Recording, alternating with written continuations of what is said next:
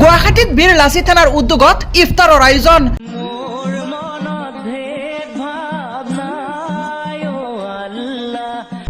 ইফতাৰত মুছলমান লোকসকলৰ সৈতে ইফতাৰ গ্ৰহণ কৰে বিকাশ অসমে।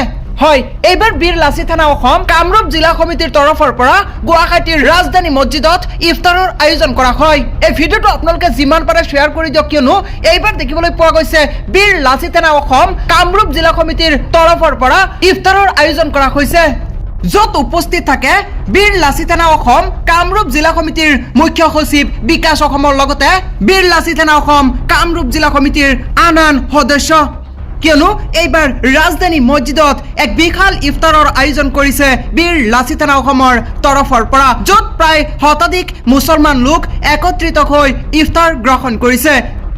আৰু বীৰ লাচিত থানা অসম কামৰূপ জিলা সমিতিৰ এনে কৰ্মক সকলোৱে শলাগ লৈছে।